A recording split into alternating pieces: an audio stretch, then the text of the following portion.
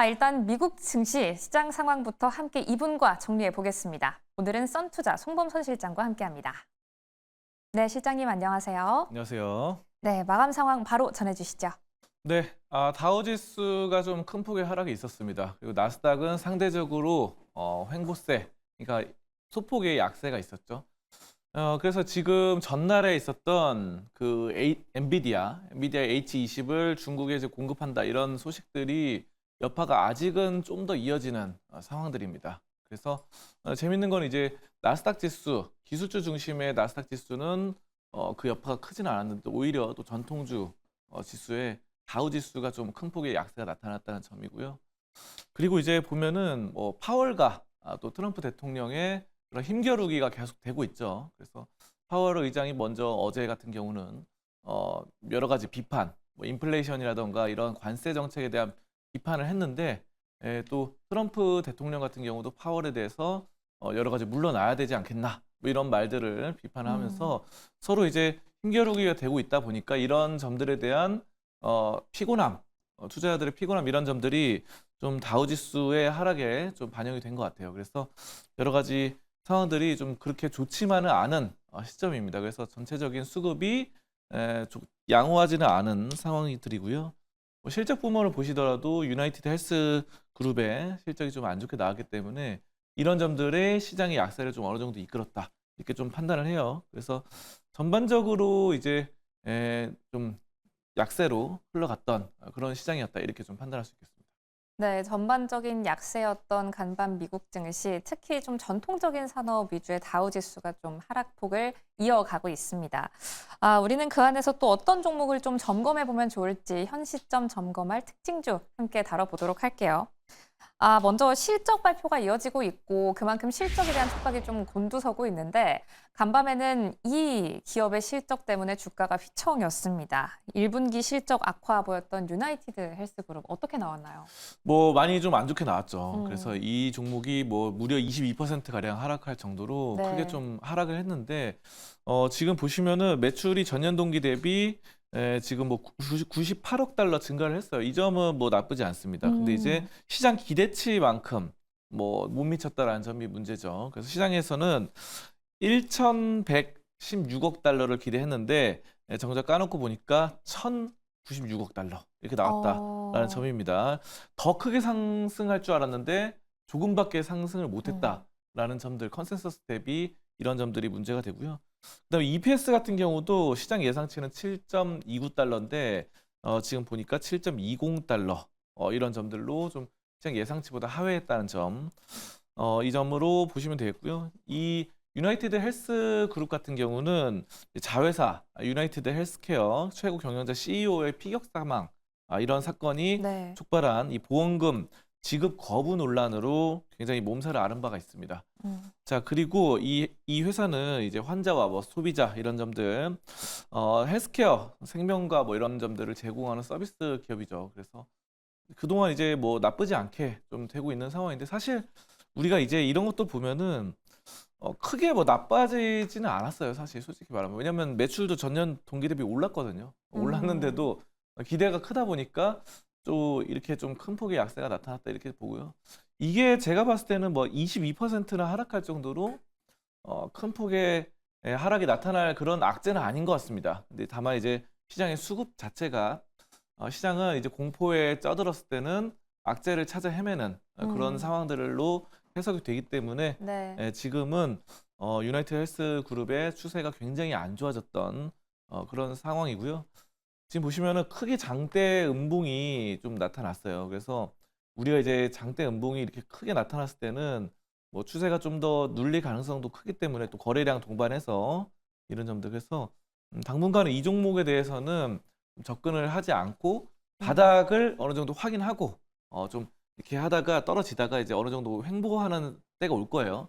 박스권을 이루는 이 고점과 저점의 저항선과 이제 그런 지지선을 이렇게 횡보하는 그런 양상이 나타났을 때 그때 한번 노려볼 수 있는 그런 시점이다. 이렇게 보면 좋겠고요.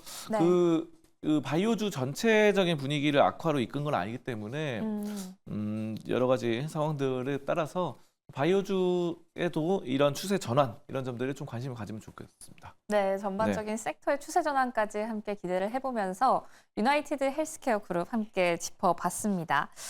이렇게 실적에 있어서 조금 실망감을 가졌던 기업 꼼꼼하게 짚어봤는데요. 요즘 또 원자재 가격이 스멀스멀 고개를 들고 있습니다. 관련해서 또 원유 이야기도 나올 테고 안전자산 수요 때문인지 금 얘기도 나오는데 저희는 원유 먼저 한번 짚어보도록 할게요. 또 무엇보다 간밤에는 베센트 재무장관이 이란의 에너지 수출을 제로로 만들 수도 있다. 뭐 이런 발언을 하면서 유가가 좀 꿈틀했거든요. 유가 관련해서 또 어떤 이슈가 있었는지 그리고 기업단에서는 엑슨모빌 한번 짚어볼까요? 네, 엑슨모빌이 이제 원유 관련된 종목이고 네. 지금 전체적인 미국의 원유 재고를 보면은 예상치보다 적게 나왔습니다. 그래서 재고가 많은 거는 뭐안 좋죠. 그래서 재고가 좀 적게 나왔다는 거는 네. 그만큼 소비가 왕성했다는 거고, 그래서 이제 유가가 이제 고개를 들었다 이렇게 좀 해석이 돼요. 그래서 엑슨모빌은 미국을 대표하는 이런 석유 화학 기업이죠. 그렇기 때문에 지금 탄력을 받고 상승을 했다 이렇게 좀 나타나고요.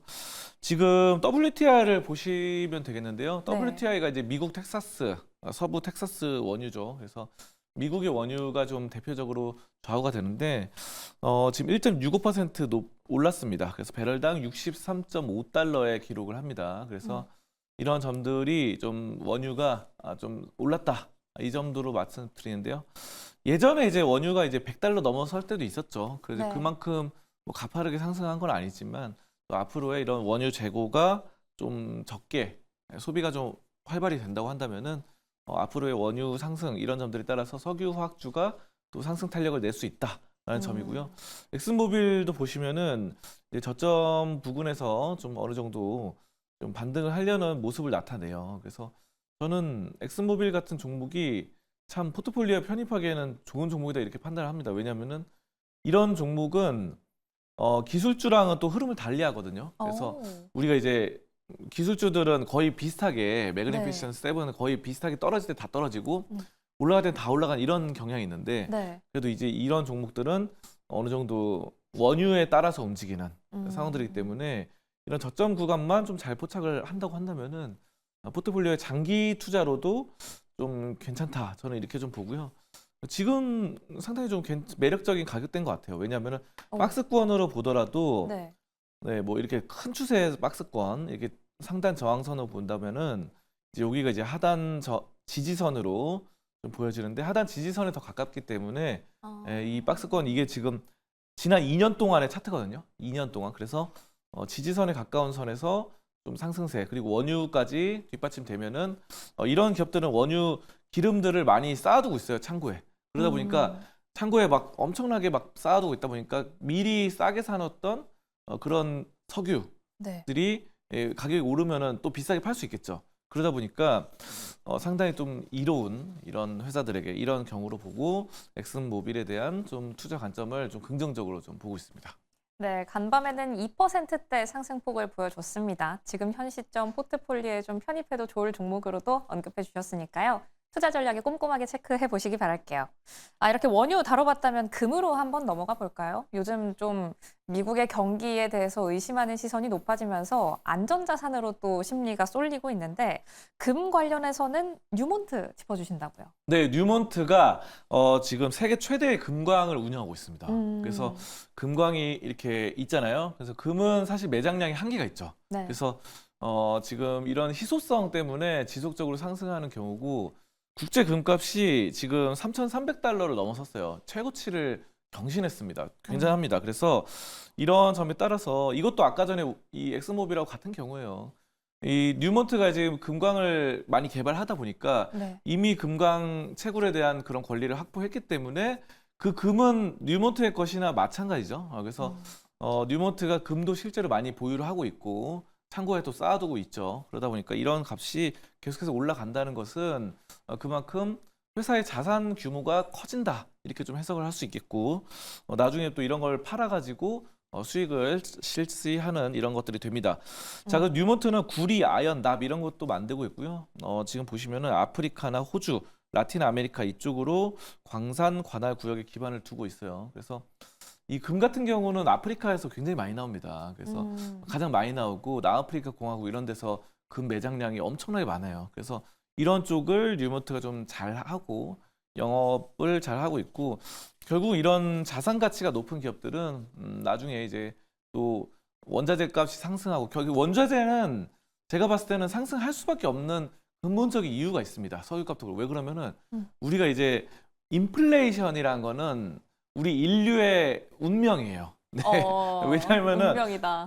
앵커님도 잘 생각해 보시면은 네. 어렸을 때 뭐 과자라던가 아이스크림 이런 거 보면은 막 100원, 200원 막 이랬어요. 네. 지금 100원, 200원 하는 과자 아이스크림이요. 지금 2,000원, 3,000원 합니다. 찾기 힘들죠. 100원, 200원. 네, 옛날에 그랬어요. 뭐 이런 라면 값도 마찬가지고 모든 물건들은 숙명적으로 가격이 뛸 수밖에 없어요. 네, 그래서 근데 대신 이런 전자제품 가격이 잘 안 뛰어요. 웃긴 게 20년 전 컴퓨터 막 486, 586 컴퓨터도 200만 원 했었거든요. 네. 요즘 괜찮은 노트북이나 컴퓨터 뽑아도 200만 원이면 충분히 맞아요. 사거든요. 전자제품 핸드폰도 마찬가지예요. 옛날에 정말 구닥다리 핸드폰도 막 100만 원 이렇게 했거든요. 70만 원, 80만 원. 근데 요즘 뭐 엄청나게 발달된 핸드폰, 스마트폰도 70만 원, 80만 원 합니다. 네. 전자제품은 가격 상승에 제한이 있는데 대신 뭐 먹거리라던가 아니면 땅의 가격, 건물의 가격, 그리고 원자재 이런 것들은 지속적인 인플레이션이 있어요.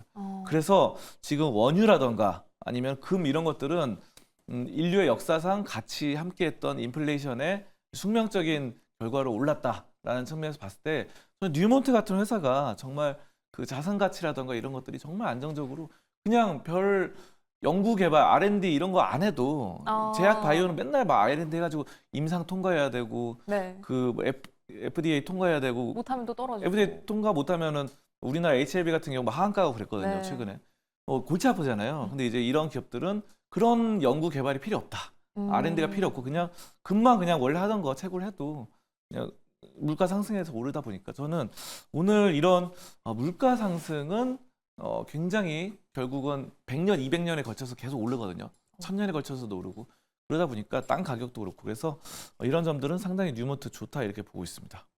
네, 정말 재미있는 말씀 해주셨습니다. 요즘 또 인플레이션이 참 시장의 화두인데 인플레이션은 숙명일 수밖에 없다. 장기적으로 보면 그런 움직임이 어쩔 수 없는 것 같아요.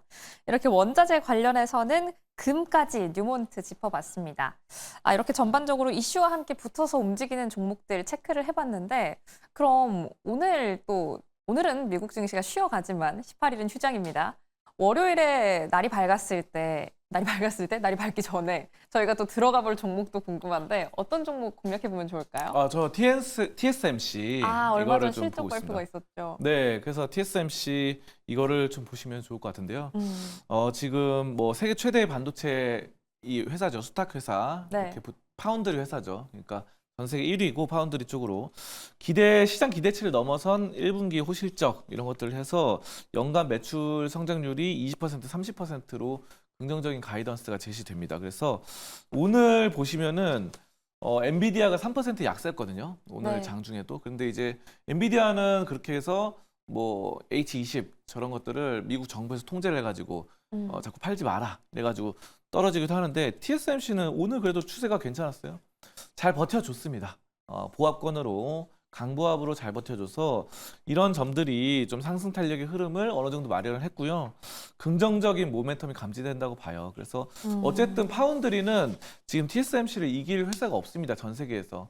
그래서 지금 뭐 삼성전자도 지금 파운드리 점유율이 좀 낮아지고 있고 인텔은 아예 그냥 발 빼는 네. 수순이죠. 그렇기 때문에 2위, 3위 기업들이 그렇게 되다 보니까 TSMC의 독주가 올해 또 내년, 내후년까지도 계속 될 것이라는 거를 누구도 믿어 의심치 않습니다. 지금 반도체 업계에서. 그렇기 때문에 TSMC가 뭐 의리지만 굉장히 갑질을 하는 이런 회사로 또 거듭날 수 있고요. 네. 지금 보시면은 계속해서 지금 최근에 뭐 그런 것도 있죠. 2나노, 3나노 이런 가격도 올린다. 가격 올린다. 그러니까 그래도 뭐 어쩔 수 없죠.